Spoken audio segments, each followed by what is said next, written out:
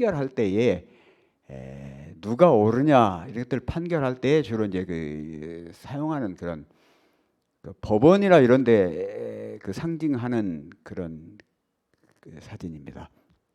본문을 보겠습니다. 오늘 본문은 야고보서 1장 19절에 있는 말씀입니다. 제가 봉독을 하겠습니다. 듣기는 속히 하고 말하기는 더디하라. 듣기는 속히 하고 말하기는 더디하라. 야고보 1장 19절에 있는 말씀입니다. 저는 오늘 이 말씀, 이 본문 말씀에 의지하여 제목을 고심 끝에 비극의 씨앗이라고 이렇게 잡아왔습니다. 비극의 씨앗. 그래서 이게 무슨 뜻인가 궁금해하실 것 같아서 또 다른 제목을 하나 이렇게 추가로 잡아봤어요. 악마와 디테일이라고 이렇게 했습니다. 악마와 디테일. 궁금하시죠? 제가 이제 이 제목을 오늘 선택을 한 이유는 그 성경을 이렇게 통독할 때마다 그 부분을 지나갈 때마다 굉장히 이렇게 목에 어떤 이물질이 걸린 것처럼 불편한 대목들이 있어요. 사사기에도 그런 대목들이 몇 개 있는데 우리 목사님께서 2주에 걸쳐서 이렇게 그 말씀을 해주신 그 사무엘서에 있는 그 말씀도 아주 불편한 성경 구절이에요. 지나갈 때마다 목사님이 잘 설명을 해주셨기 때문에 아마 기억이 아직은 살아 있을 겁니다. 왕이 저에게 이르되 네가 어찌하여 또 네 일을 말하느냐 내가 이르노니 너는 시바와 밭을 나누라 이런 구절이 있어요. 그래서 목사님 설교를 듣기 전까지는 이게 왜 그랬을까? 이게 왜 그랬을까 그랬는데 이게 이제 그 언약 때문에 그렇게 됐다고 하는 얘기를 듣고 그랬구나 이제 이해는 됐습니다만은 이제 충분히 이해는 됐는데 다윗이 좀 미흡더라고요. 다윗이 굉장히 미웠어요. 사건의 개요를 다시 말씀을 드립니다. 사울이 그 아들 3명과 함께 이제 그 블레셋과 싸움에서 죽지요. 길보아에서 죽습니다. 큰아들 요나단과 그 말기수아와 아비나답 이렇게 해서 3명이 이제 그 아버지와 함께 사부자가 죽어요. 그리고 이제 다윗이 왕이 되거든요. 다윗이 왕이 되자마자 자기 친구 요나단이 생각이 났습니다. 그래서 또 요나단과의 우정도 생각하고 지난 그 설교에 말씀하신 것처럼 요나단과의 어떤 그 언약을 맺었던 것이 생각나서 혹시 요나단의 후손 중에서 그 살아있는 가족이 없느냐 하고 찾았더니 절름발이 아들이 하나 있다고 그래서 그 아들 무비보셋을 찾았습니다. 그래서 데려와 가지고 사울의 모든 유산을 다 물려주고 왕자들처럼 자기 상에서 먹고 이렇게 하도록 그렇게 대우를 해주잖아요. 그러고 있는데 이제 압살롬의 반역이 일어나 가지고 다윗이 급하게 도망을 가게 됐습니다. 그랬더니 그 무비보셋의 종인 그 시바가 나귀에다가 비상식량을 싣고 찾아옵니다. 그래서 어째 왔냐 그러니까 이 비상식량은 대왕 임금님과 그 시종들이 배고플까봐 이렇게 비상식량을 가져왔고 이 나귀는 탓이라고 이렇게 가져왔다고 그랬어요. 그러니까 다윗이 네 주인 무비보셋은 왜 안 왔냐? 그렇게 물어보니까 무비보셋이 이제 압살롬의 난리를 속으로 내심 기뻐하면서 이제 좋다, 내 나라를 찾을 때가 됐다 이렇게 이렇게 한다는 거예요. 그러니까 다윗이 화가 나가지고 그래? 그럼 그 재산 모두 네가 가져 이렇게 이야기를 합니다. 그런데 난이 평정되고 나서 무비보셋을 만나보니까 그것이 아니에요. 시바가 거짓말을 했어요.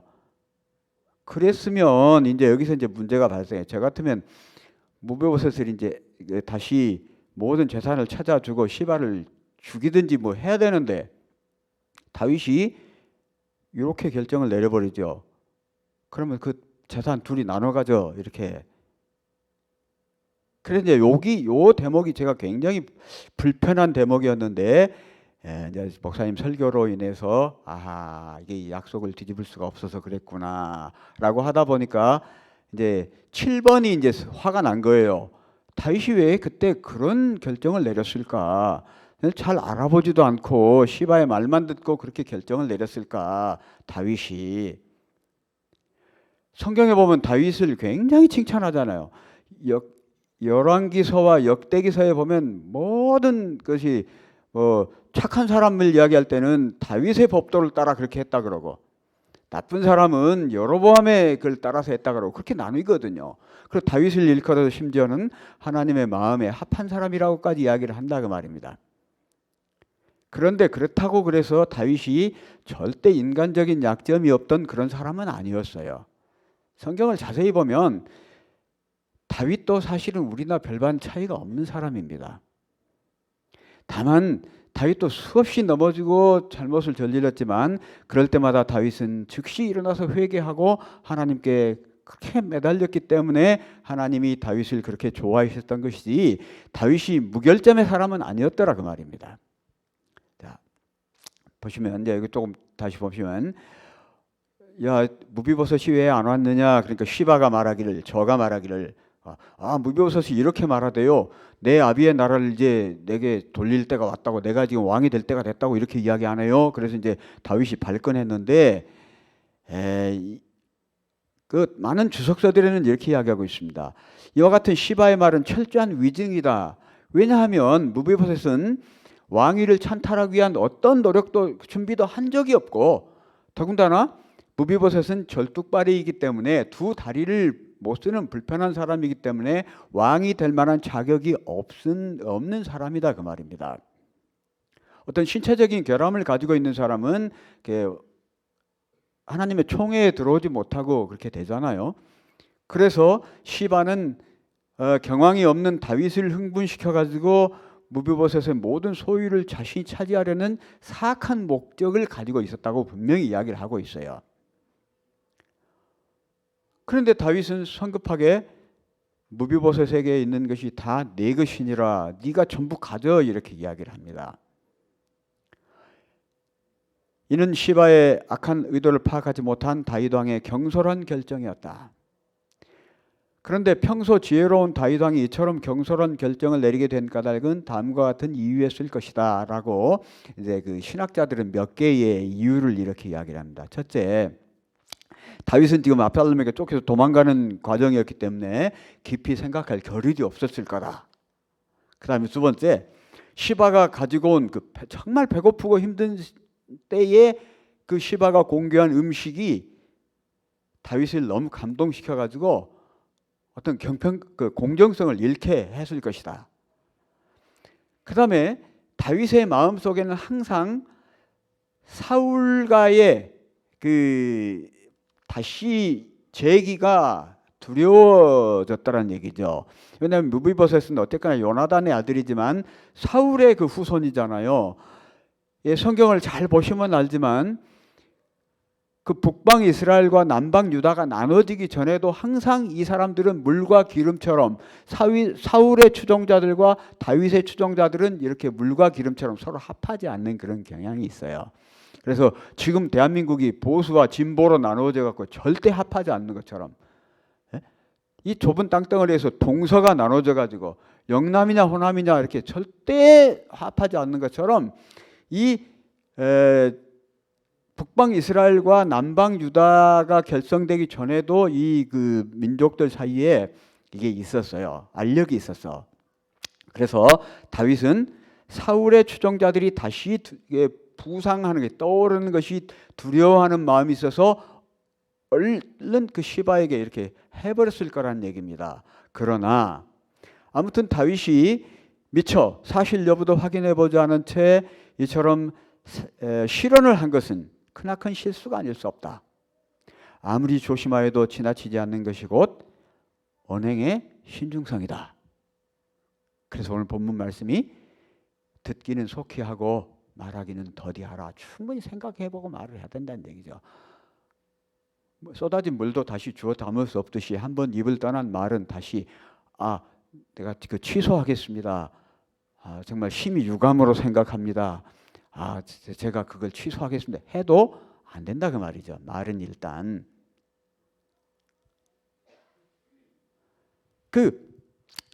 이렇게 목공일을 하시는 분들은 더 잘 아시겠지만, 우리가 못을 한번 박으면 뺄 수는 있어도 그 자국을 없앨 수 없잖아요. 그러니까 특별히 그 값비싼 목재로 이렇게 공사를 하다가 잘못해가지고 못 같은 거 하나 잘못 박으면 아주 그 고약한 일이 되지 않겠습니까? 말도 그렇단 말입니다. 그런데 이제 다윗이 나중에 이렇게 그 난이 평정된 다음에 와서 보니까 무비보셋을 만나 보니까 다윗이 도망치던 그 순간부터 돌아올 때까지 무비보셋은 그 발을 맵시내지 아니하며 옷을 빨지 아니하고 수염도 깎지 아니하고, 그런데 이것을 우리 그 성경 주석에서는, 본교 성경 주석에서는 뭐라고 말하냐면 마치 부모의 상을 당한 자식처럼 다윗을 위하여 그렇게 하고 있었다 그 말입니다. 깊은 애도를 하고 있었어요. 더군다나 지금 무비보셋이 지금 처해 있는 그 주변 환경은 뭐예요? 압살롬이 지금 주도권을 잡고 있는 그런 때라 그 말이죠. 그런데 압살롬의 눈에 그 잘못 비치면 이거 죽을 수도 있는 상황이에요. 그런데 무비보셋은 그렇게 하고 있었다 그 말입니다. 그러나 다윗이 이것을 깨달았을 때는 이미 늦었습니다. 아뿔싸 한번 약속을 해버렸어, 시바하고. 그러니까 어정쩡하게 다윗은 야 그럼 시바하고 밭을 나눠, 이렇게 이야기를 한단 말입니다. 절반만을 환수시킨 것은 무비보셋에게 불공정한 처사였다. 그러나 시바와 이전에 약속한 내용을 완전히 저버릴 수 없었다는 얘기입니다. 봐요, 이제 인터넷에도 검색해 보면 이런 단어가 이런 그 문장 나와요. 악마는 디테일에 숨어 있다. 이게 들어보셨죠? 악마는 디테일에 숨어 있다. 잘 못 들어보셨어요? 뭐 악마는 프라다를 입는다 이런 것만 들어보셨어요? 여기서 악마는 꼭 사탄을 말하는 건 아니에요. 우선 디테일이 뭐예요? 디테일만 붙어볼까요? 디테일이라고 하는 것은 이 전체에 대하여 아주 세부적인 부분입니다. 자세하고 빈틈없이 꼼꼼하고 이런 것들을 디테일이라고 그래요. 그러니까 이 말을 처음에 쓴 사람은 어떤 건축가거든요. 독일의 유명한 건축가인 루드비히 미스 반 데어로에라는 사람이 있는데 이 사람에게 물어봤어요. 당신이 어떻게 이렇게 훌륭한 건축물을 짓습니까? 그러니까 이 사람이 신은 디테일에 있다라고 이렇게 처음에 이야기를 했어요. 그러니까 훌륭한 건축물은 꼼꼼하게 이렇게 뒤처리하는 데에 있다 이렇게 했는데, 아무리 거대한 규모의 멋진 건축물일지라도 사소한 부분까지 다 이렇게 품격을 지키지 않으면 결코 명작이 될 수 없다 이런 뜻으로 이야기를 했는데, 이 말이 이제 점점 퍼지면서 반대적인 상황으로 이야기를 합니다. 악마는 디테일에 있다 이 말은 무슨 말이냐면 아주 세밀한 부분이 잘못되면 전체를 망친다라는 뜻이에요.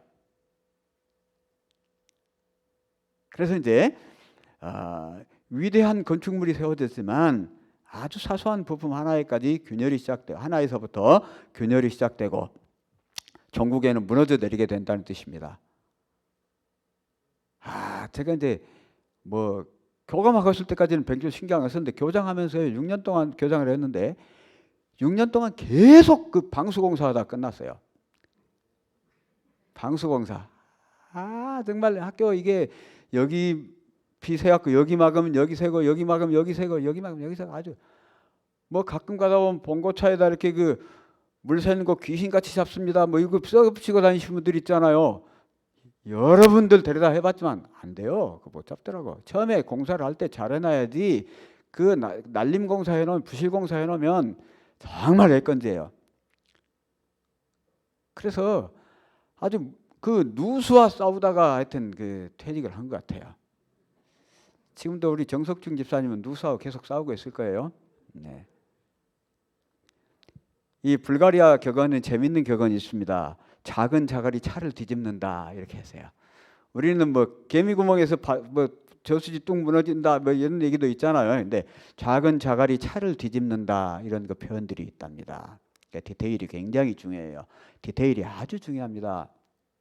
옛날에 이제 저도 이제 우리 그 부모님들한테 그 들은 이야기인데요. 집신을 이렇게 만들어서 파는 아버지와 아들이 있었답니다. 아주 옛날이죠. 집신 신을 때. 그런데 아들이 이제 아버지 밑에서 열심히 했기 때문에 제법 집신을 잘 만들고 튼튼하게 잘 만드는데 둘이 시장에 갖고 와서 팔면 아버지 것은 잘 팔리는데 아들 것은 안 팔려 이제. 그래서 아버지 왜 내 것은 안 팔려요? 자꾸 물어보면 아버지가 안 가르쳐줘. 이제 동업자의 어떤 경쟁 심리죠. 영업상의 비밀을 가르쳐주지 않아요. 내 아들이 못 오겠어. 그래서 이제 오늘 이제 연세가 들어서 아버지가 돌아가실라 그래. 그러니까 아버지 돌아가시기 전에 빨리 이거 말씀해 주셔야죠. 아버지 왜 내 것이 안 팔려요? 막 그러니까 아버지가 숨을 몰아쉬면서 뭐 털 이렇게 하다 돌아가셨어요. 이제 잘 보니까 이게 자기 신발을 만들고 나서 아버지는 털을 이렇게 잘 다듬는답니다.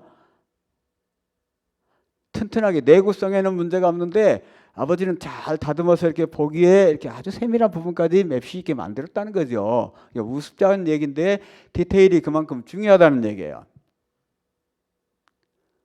어떤 목수 이야기는 제가 재림신문에도 그때 쓸 때 썼는데 혹시 모르겠어요. 어떤 사람이 아주 베테랑 목수가 있는데 어느 날 회사로부터 해고 통보를 받았어요. 당신 내일부터 나오지 마시오. 당신 이제 잘렸습니다. 그런 거예요. 그래서 사무실 찾아가 가지고 내가 15년 이상을 내가 지금까지 한 번도 하자 없이 내가 일 잘했는데 내가 왜 갑자기 잘려야 되냐고 막 항의를 하니까 현장 감독이 그러더래요. 내가 어제 오후에 이렇게 그 공사장을 이렇게 순회를 했는데 당신은 다른 동료들과 함께 그 헌 목재를 손질하고 있었습니다. 그런데 그 헌 목재에 못들이 박혀 있는데 그걸 뽑다가 이제 귀가 떨어져 버리고 안 뽑히니까 당신이 그걸 때려 박아본 걸 내가 봤습니다. 그러니까 아니 그 조그마한 못한다 때문에 내가 해고 당한다는 말입니까? 그러니까 여보시오. 그 당신이 그렇게 해버린 그 목재를 누군가가 대패질을 하다가 대패 날이 나가버린다면 어떻게 하겠습니까? 그러니까 공정에 차질이 생길 것이고 당신 같은 그런 그 인간성을 가지고 있는 사람 우리가 더 이상 데리고 있을 수 없습니다. 그 작은 못 하나 때문에 해고가 됐다는 얘기도 있어요. 그 굉장히 중요하다는 얘기예요. 그런데요, 진짜 더 재밌는 이야기가 있습니다. 제가 이렇게 35년 가까이를 학교 생활을 할 때보다 퇴직하고 몇 년 집에서 생활하는 게 훨씬 힘들어요. 밖에서는 내가 일 잘못한다는 소리를 내가 한 번도 들어본 적이 없는데 집에서는 별로 정말 제가 디테일에 약해요. 그러니까 뭐처럼 큰맘 먹고 설거지를 한번 하고 칭찬을 기대하고 있으면 칭찬보다는 지적질이 많이 나오죠. 설거지 접시만 있어서 엎을 것이 아니라 싱크대 주변도 잘 닦아야 되는데 안 돼. 싱크대 주변을 닦아놓으면 개수대가 이게 안 돼 있어. 이게 그릇도 이렇게 뭐 타파연이 뭐 락앤락이 뭐 이렇게 있어도 다 같은 그릇이 아니에요. 과일만 담는 그릇이 있고 그 반찬을 담는 그릇이 있는데 그걸 구분을 못하고 이게 과일만 담아야 된다 반찬 집어넣으면 거기서 냄새 난다고 또 지적받죠. 베란다 청소를 하면 마무리를 잘 안 하고 빗자루 걸려서 넘어진다고 또 뭐라 하죠.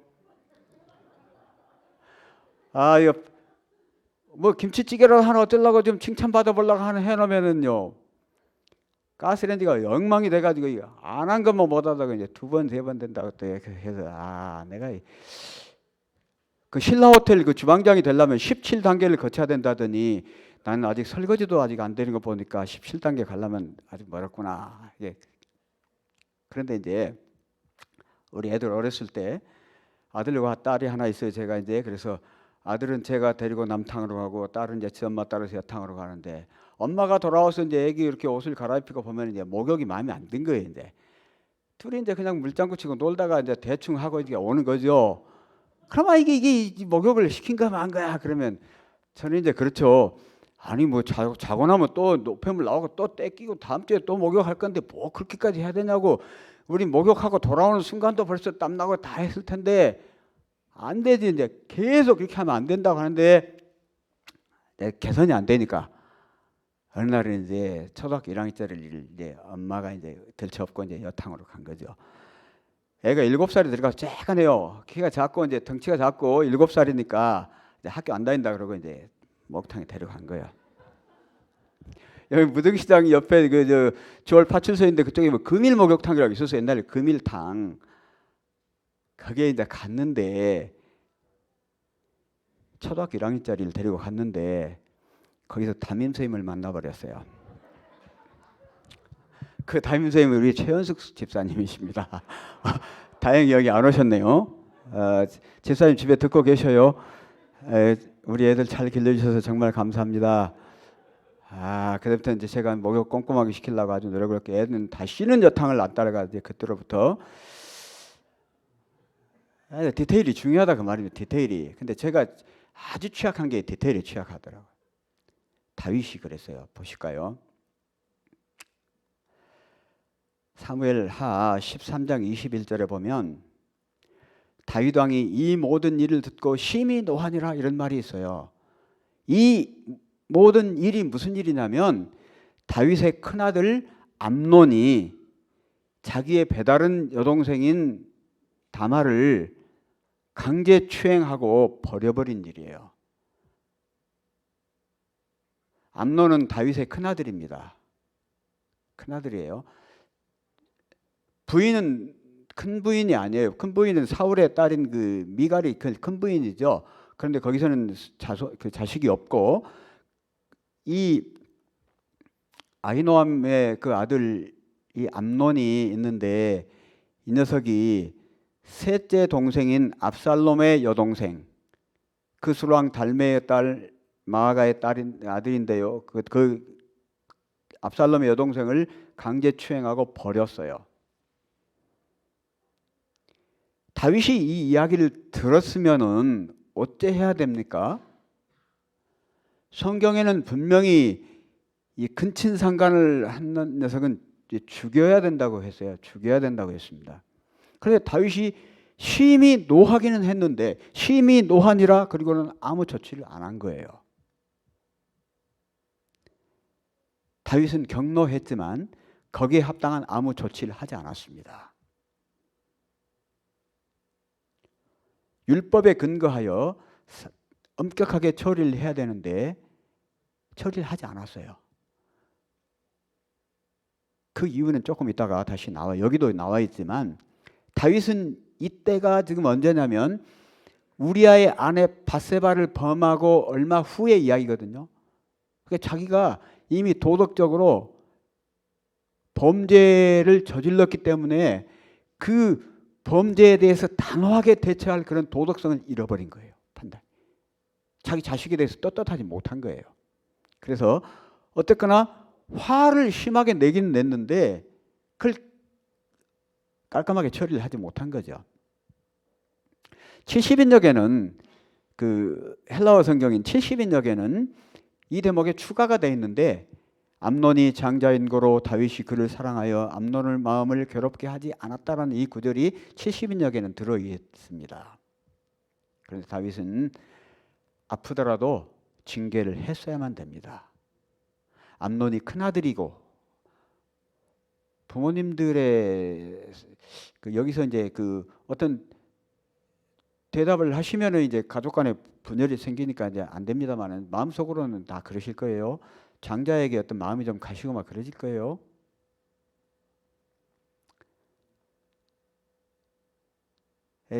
레위기에는 분명히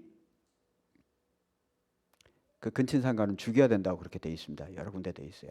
그래서 다윗은 밧세바 사건을 떳떳하지 못했고 장남에 대한 편애가 아주 심했고 그 다음에 또 자식들에 대한 왜곡된 사랑이나 방임이 있었던 것 같아요. 다윗이 보세요. 열왕기상 1장 6절에는 저는 압살롬의 다음에 난 자요. 저는 그런데 이 저는 누구냐면 아도니아라고 하는 아들이에요. 아도니아라고 하는 아들입니다. 넷째 아들인데요. 최용이 심히 준수한 자라. 그 부친이 네가 어찌하여 그리하였느냐 하는 말로 한 번도 저를 섭섭하게 한 일이 없었더라. 아무려면 이 아도니아가 아버지에게 꾸지람을 받을 만한 잘못을 한 번도 안 했겠습니까? 여러 번 그런 일들이 있었을 거예요. 그러나 다윗은 한 번도 그 아들을 꾸짖은 적이 없답니다. 이것은 자식에 대한 왜곡된 사랑이거나 그냥 방임인 거예요. 방임. 그래서 분노를 하긴 했는데 이러저러한 이유 때문에 암논을 징계를 하지 못했습니다. 본교 성경주석에도 분명히 그렇게. 그러니까 우리가 자식들을 기르면서 이제 이미 돌이킬 수 없는 자식들이 이제 30대를 훌쩍 넘어버려서 이제 뭐 어떻게 할 수는 없지만 지금 돌아보면 좀 더 세심하게 자식들에게 화만 내고 그냥 확 화를 내고 그렇게 욱박지르고 그렇게 말아버릴 것이 아니라 우리 젊은 부모님들은 그 명심하셔야 됩니다.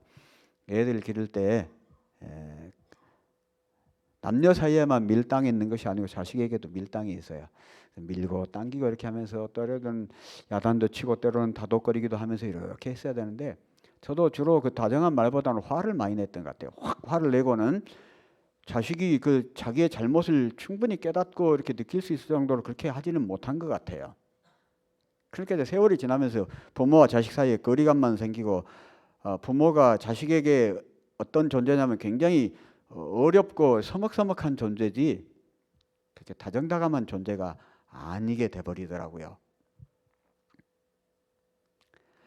계속해서 이 부조와 선지자에도 다윗은 장자 암논의 치욕적인 죄를 형벌하지도 않고 책망하지도 않은 채 지나가게 놔뒀다. 얼마 동안요? 만 2년 동안. 만 2년은 그때로부터 2년이 끝나는 때는 언제예요? 압살롬이 그를 죽여버릴 때까지죠. 2년 동안 놔둬버린 거예요. 그러니까 이것은 지금 다윗이 암논은 물론 잘못을 저질렀지만 다윗은 이렇게 방치하면서 비극을 지금 계속 비극의 씨앗을 키운 거예요. 다윗이 어떤 왕으로서 아버지로서의 권위를 가지고 그걸 잘 질서를 잡지를 못했기 때문에 아우의 명령에 따라서 살해되었습니다. 그런데 이 부조와 선지자에 보니까 굉장히 중요한 이야기가 있더라고요. 압살롬 입장에서는 자기의 계획이 눈치채지 않도록 굉장히 비밀리에 아무 내색도 않고 은밀하게 자기 형을 죽일 계획을 세우고 있었지만 암논의 입장에서 보면 하나님께서 2년간 그에게 회개할 기회를 주신 거라고 그러더라고요. 그런데 암논은 회개를 하지 않고 2년 동안 범죄하기를 계속했다. 그렇게 이야기를 했습니다. 때로 우리가 어떤 잘못에 대한 하나님의 징계가 즉시 이루어지지 않는다고 해서 하나님이 우리를 못 보시거나 하나님이 눈을 감으시는 것은 아니에요. 때로는 우리의 회개할 기회를 주시면서 계속 우리의 기회를 주시는 거예요. 내가 저지른 잘못에 대한 징계가 즉시 이루어지지 않는다고 해서 이게 하나님께서 그냥 봐주시는구나. 역시 자비롭고 노하기를 더디하시는 하나님이야. 이렇게 지나가면 안 된다는 얘기죠. 하나님은 우리가 회개하기를 기다리신 때가 많습니다. 그러므로 우리가 어떠한 은밀한 죄를 할지라도 결코 그대로 넘어가서는 안 됩니다. 다윗이 암논의 범죄를 처벌하기를 게을리했다고 계속 나오지 않습니까? 또 이 부조와 선지자에도 계속 그렇게 말하고 우리 주석도 그렇고 다른 모든 책들이 그래요. 그러니까 압살롬이 암논을 죽이기 전에 다윗이 암논을 처벌을 했었어야 됩니다.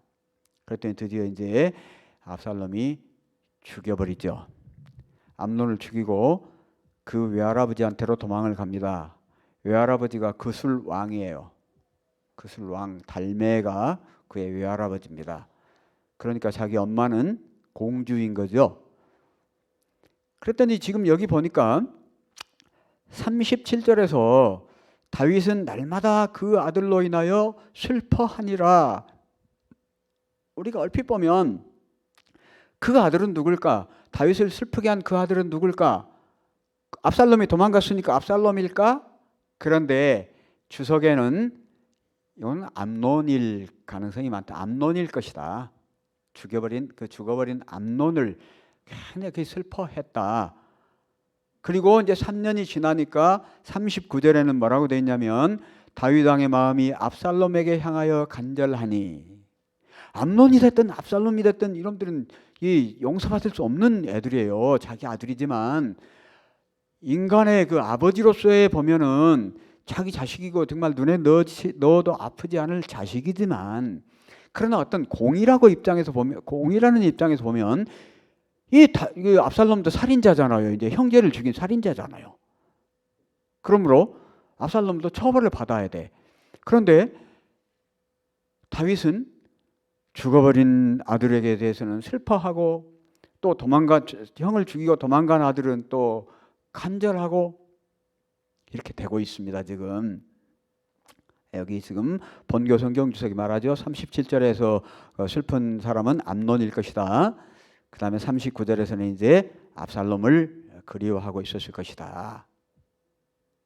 그런데요, 다윗이 여기서 지금 뭘 잘못하냐면, 아들이 물론 그립고 아들이 보고 싶고 아깝기는 하지만 어쨌거나 이 범죄자들이기 때문에 그 죄악은 죄악이고 자식은 자식인 거라고 하는 것을 다윗이 좀 구분을 했었어야 되는데, 어떤 죄악의 향수, 죄가 무서운지를 주로 우리는 어떻게 아나요? 죄가 굉장히 힘든다는 거 언제 알게 되나요? 그냥 계속해서 죄를 반복하고 있을 때는 절대 몰라요. 언제 알게 되냐면, 죄를 끊고 죄로부터 돌아서려고 생각하면 죄가 그렇게 끊기 힘들다는 걸 알 수 있는 거죠.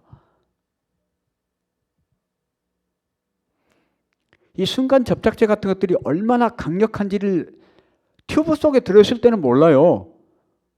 그냥 문구점에서 사와가지고 그냥 가지고 있으면 이게 얼마나 강력한지 몰라. 그런데 한번 잘못 붙였다가 떼려고 해보면 이게 절대로 안 떨어집니다. 죄가 그래요. 그래, 죄의 그 무서운 흡착력은 언제 알 수 있냐면, 죄를 벗어나려고 발버둥을 칠 때만 알 수 있어요. 다윗은 어쨌거나 그 아들들을 그리워합니다. 그런데요, 이렇게 했지 않았을까요? 처음에는 암논도 그렇고 압살롬도 그렇고 정말 다윗을 분노하게 만듭니다. 이놈들은 도저히 용서할 수 없어.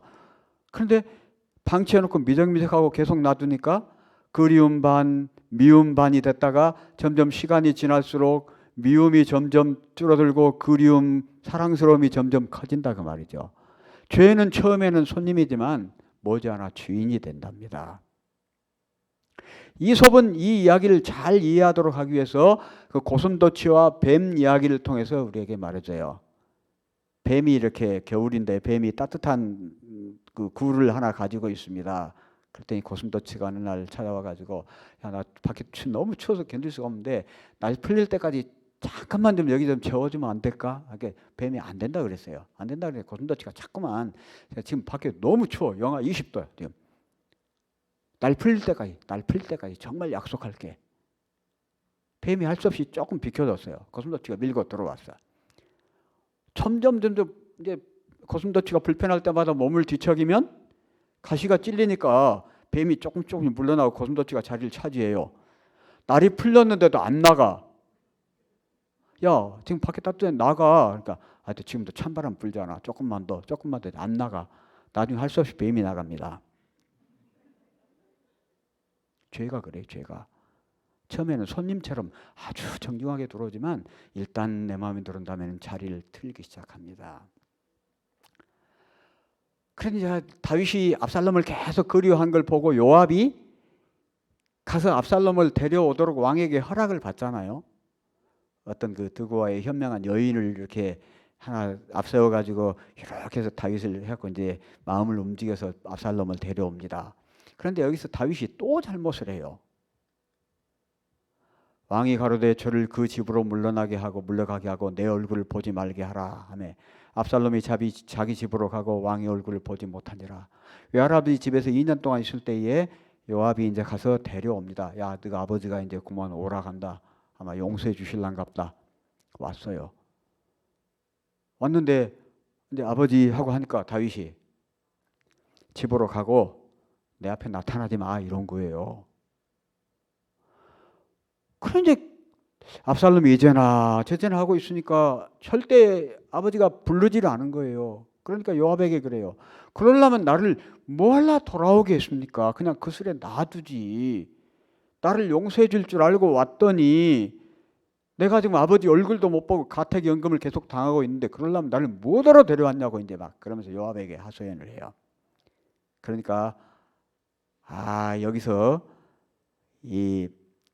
그 LSB라고 하는 것은 이게 그 스터디 바이블이라고 하는 책이 있어요.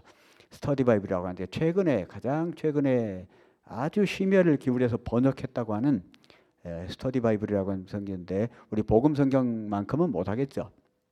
근데 여기는 뭐라고 되어 있냐면 이때 다윗은 압살롬을 완전히 용서하지 않았다. 사실상 압살롬이 암논을 죽인 사건으로 말미암아 다윗은 혼란스러웠다. 한편으로 다윗은 압살롬을 처형하기를 원하지 않았다. 다른 한편으로 다윗은 압살롬을 완전히 용서하고자 하는 마음이 내키지 않았다. 따라서 그와 같은 상황은 일종의 종양처럼 천천히 악화되어 갔다.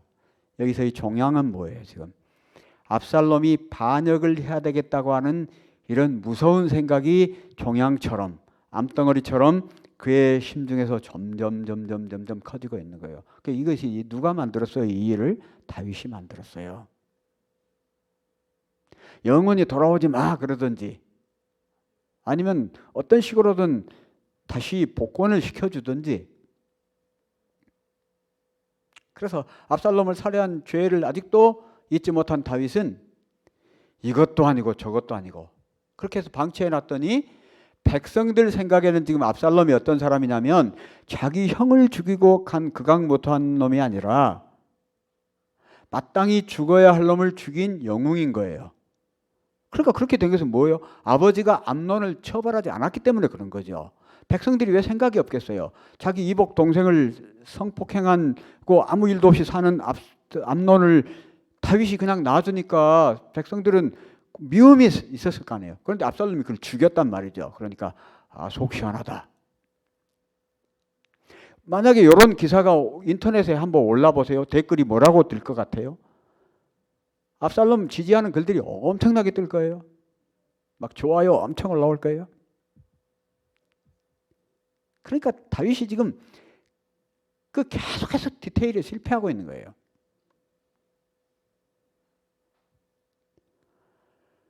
자, 계속해서 부조와 선지자에도 이렇게 이야기하고 있습니다. 왕은 야망적이요 충동적이요 급한 성격의 소유자로 하여금 압살롬으로 하여금 2년 동안이나 소문이 파다한 불평의 씨를 품고 있도록 방임해 둔 것은 현명치 못한 일이었다.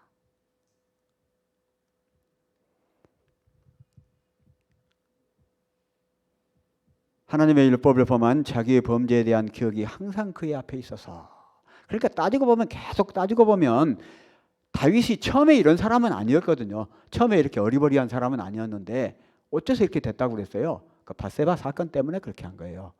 자기 죄 때문에 청명도 흐려지고 양심도 마비되고 떳떳하지 못하니까 자식들에 대해서 단호하게 못하고 이렇게 돼버린 거예요.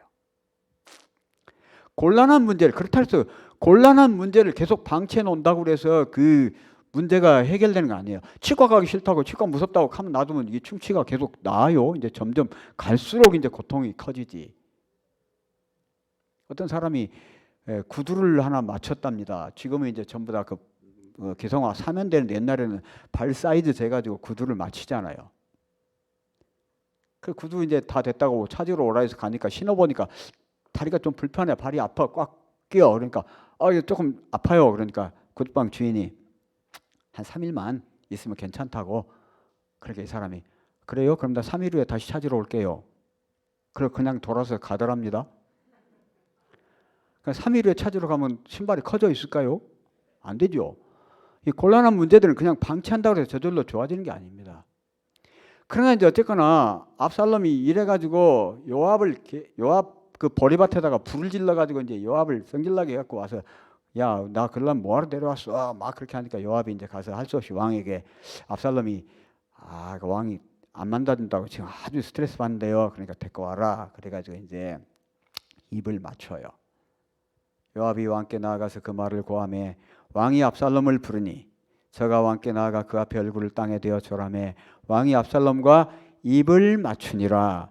입을 맞춘다는 것은 완전히 용서한다, 이제 화해한다, 다시 지위를 복권시켜준다 이런 뜻이거든요. 그런 뜻인데, 그러나 문제는 압살롬과 입을 맞춤을 통해서 다윗은 압살롬을 복권시켜준다. 그래서 13, 14장의 모든 일들은 마무리되는 듯하다. 그러나 이 일은 15장과 16장에서 일어날 반란의 서막이 된다. 사실상 다윗 왕이 압살롬을 입맞춤으로 맞이했지만 그것이 압살롬의 완전한 복권을 의미하는 것은 아니었다.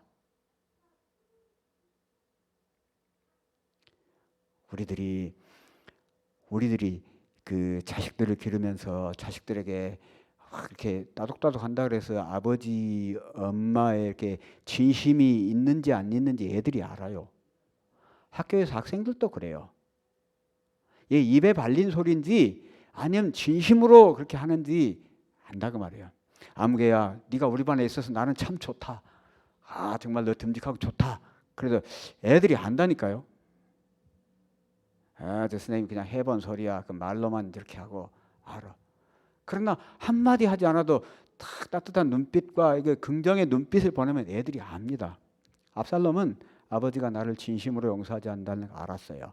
그래서 자기도 이제 밖에 나가서 사람들에게 이제 입맞춤으로 그들의 마음을 훔칩니다. 우리 속담에 등치고 간내 먹는다 그런 말 있죠. 등치고 간내 먹는다 그런 얘기 있어요. 뭐 표리부동하다, 예. 또는 뭐 면종복배한다. 면전에서는 복종하지만 칼 속에는 배반, 뒤에서는 배반한다. 뭐 소리장도 웃음 뒤에 칼을 숨기고 있다. 구밀복검, 입에는 달콤한 꿀을 머금고 있지만 배에는 칼을 품고 있다. 이런 이제 그런 속담들이 그 한자 성어들이 많이 있는데 우리 속담에는 등치고 간내 먹는다. 아, 앞에서 막 등을 탁탁탁 하면서 굉장히 친한 척하는데 돌아서면 배신하려고 있어요. 다윗이 우유부단해졌다고 계속 말하잖아요. 자, 압살롬이요. 사람이 가까이 와서 절하려 하면 압살롬이 손을 펴서 그 사람을 붙들고 입을 맞추니. 근데 입을 맞추는 것이 다 좋은 건 아니에요. 예수께서 겟세마네 동산에서 잡히시던 밤에 가룟 유다에게 뭐라고 그랬습니까? 유다야, 네가 입맞춤으로 인자를 파느냐? 왜냐하면 가룟 유다는 이미 그 대제사장들과 서기관들에게 예수를 팔기로 약속하면서 오늘 날 따라서 겟세마네 동산에 가자. 그래, 내가 입을 맞추는 그 사람이 예수니까 그 사람을 잡아.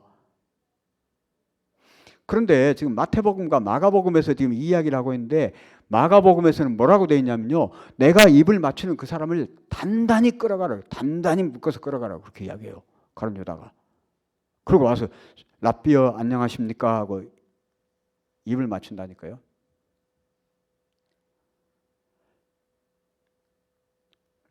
때로는 우리가 예수에게 입을 맞추지만 예수를 배신하는 수도 있어요. 내가 교회 일 열심히 하고 정말 봉사활동 열심히 하고 헌금 잘 내고 모든 것을 다 사람들 보기에 정말 칭송받을 만큼 그렇게 하지만 그러나 그 일로 인하여 예수가 수치와 모욕을 당하는 수도 있다니까요. 광화문 집회 같은 거 보십시오. 요즘에 예수팔이 하는 사람들이 너무 많아요. 이 교회들이, 이 기성교단들이, 대형 교회들이 전부 예수팔이 하고 예수팔이. 예수 팔아서 먹고 사는 사람들인 거예요. 예수께서 오늘 그 앞에 계신다면 당장에 사탄아 내 뒤로 물러가라. 너는 나를 넘어지게 하는 자로다. 이렇게 이야기하실 거예요. 나 딴에는 열심히 한다고 하고 있는데 그것이 오히려 해코지인 거예요. 삭개오가 왜 뽕나무 위로 올라갈게요? 왜 삭개오가 뽕나무 위로 올라갈게? 물론 키가 작아서 올라갔다 하지만 앞에 가리는 사람이 아무도 없으면 아무리 키 작아도 예수님 보면 되는데 앞에 사람들이 구름처럼 모여들어가지고 예수를 따라가지도 않고 뭐 그런 사람들이 그냥 구경꾼들이 이렇게 가서 삭개오는 예수를 진짜 보고 싶은데 볼 수가 없으니까 뽕나무 위로 올라가게 된 거예요. 오늘날 또 우리 교회에 삭개오와 같은 사람이 뽕나무 위로 올라가야 되는 이런 불행한 일이 있을 수도 있어요. 왜? 나 때문에.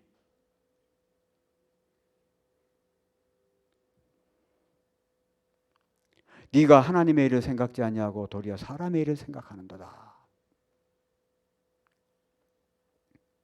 다윗은 압살롬에게 입맞춤으로 그를 용서해 주는 것 같았지만 진심으로 그를 용서하지도 못하고 그렇다고 해서 처벌하지도 못하고 어정쩡한 관계에 있기 때문에 압살롬도 가서 이제 사람들의 마음을 도적질하기 시작합니다.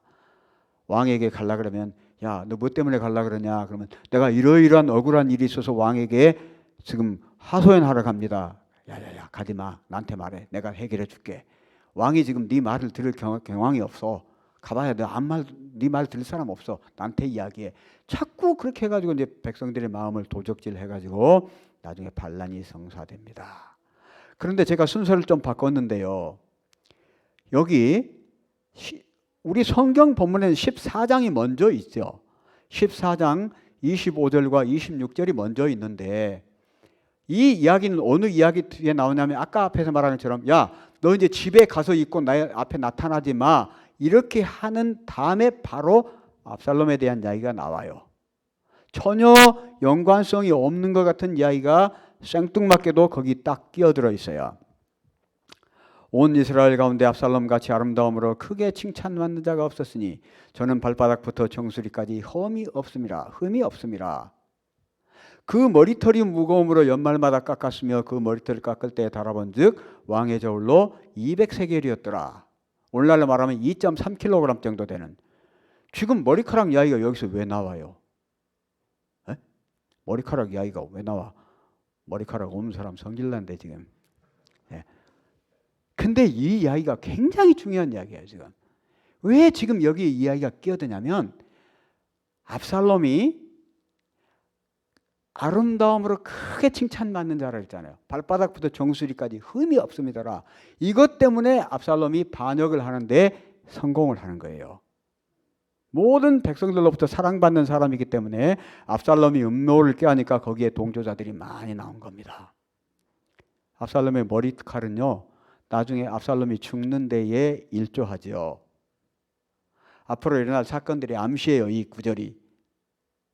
압살롬이 자신의 인간적인 매력을 통해서 백성들의 마음을 훔치게 되는 그런 일이고요. 두 번째, 머리털 때문에 죽게 된다는 얘기입니다. 압살롬이 자기의 아름다움과 사람들로부터 칭찬받는 그걸 이용해 가지고 자기 편으로 사람들을 막 끌어들이는 이야기죠. 그리고 이제 마지막 그 반란이 실패로 돌아가면서 죽을 때에 노새를 타고 상수리나무 밑으로 도망을 가는데 머리가 상수리나무에 딱 걸려가지고 노새만 빠져나가고 대롱대롱 매달려 버리잖아요.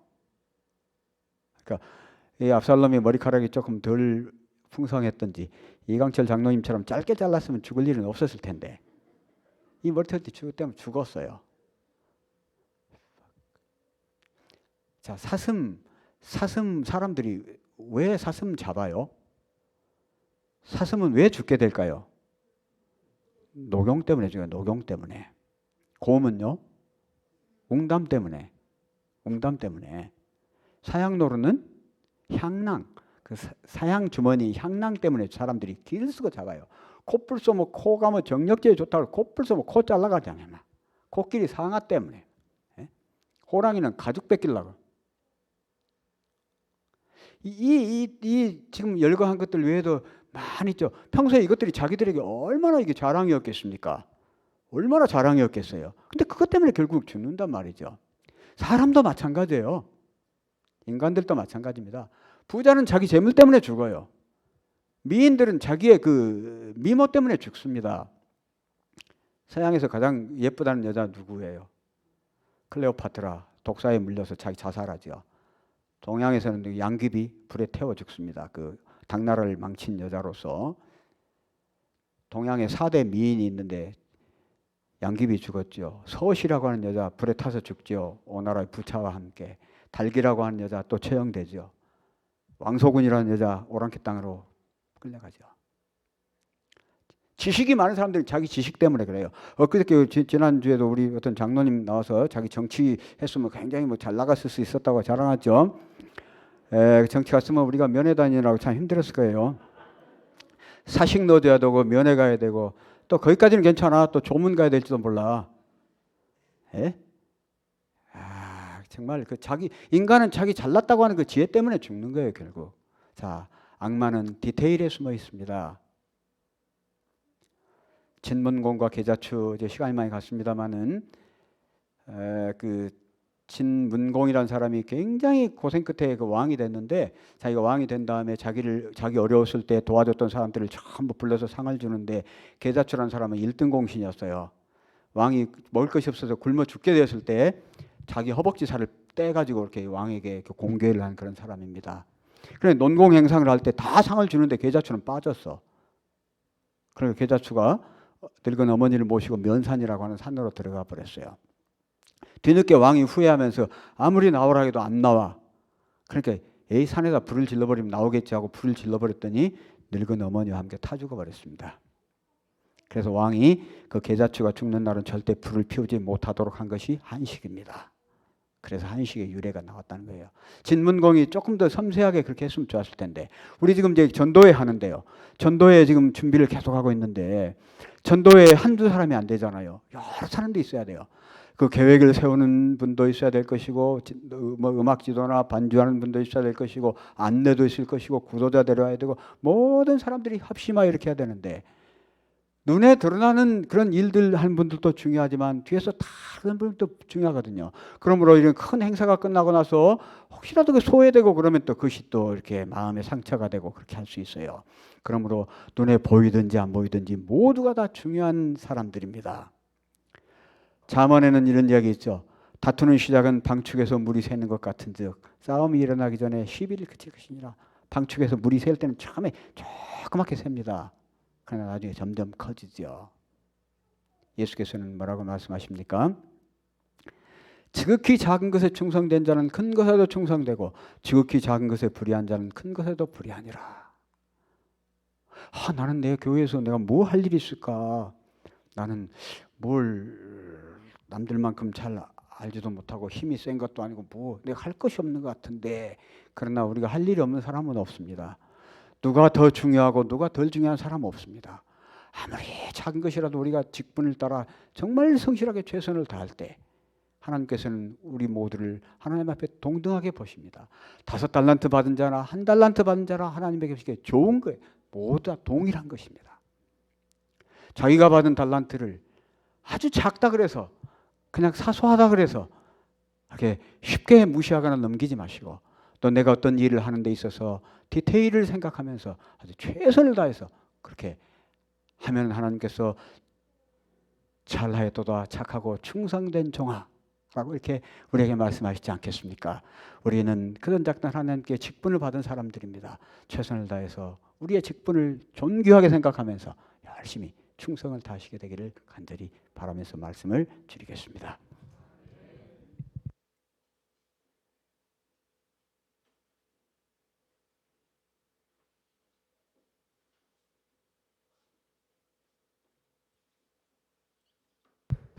예, 말씀을 전해주신 장로님께 진심으로 감사드립니다. 말씀을 생각하시면서 232장 부르신 후에 장로님 기도하고 마치겠습니다.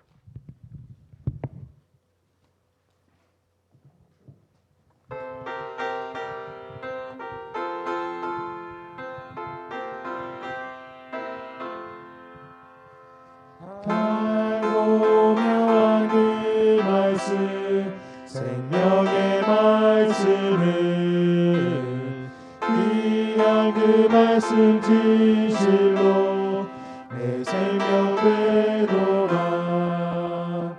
나의 길과 믿음 밝히 보여주니 아름답고 귀한 말씀 생명샘이로다. 아름답고 귀한 말씀 생명샘이로다.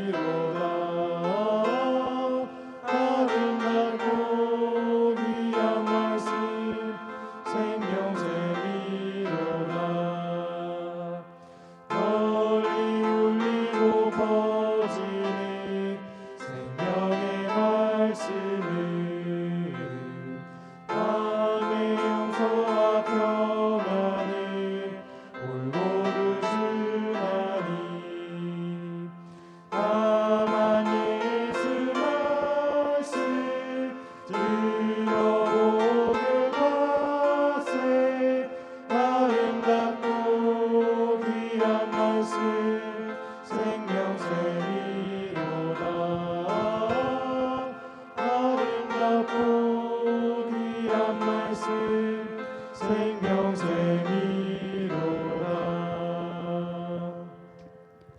세상의 약한 것들을 택하사 강한 것들을 부끄럽게 하시고 가진 것 없는 자들을 택하사 가진 자들을 부끄럽게 하시는 아버지 하나님, 세상 가운데 가진 것도 없고 잘난 것도 없는 저희들을 주님의 자녀로 삼으셔서 세상을 변화시키기 위하여 쓰임받게 하시니 감사드립니다.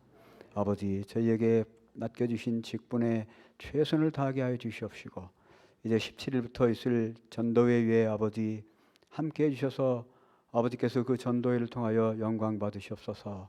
강사로 오시는 우리 최차순 집사님과 또 조력하시는 모든 재직들과 우리 모든 성도들에게 합심하여 기도하고 준비함으로 아버지께 영광스러운 전도회 되게 하여 주시옵소서.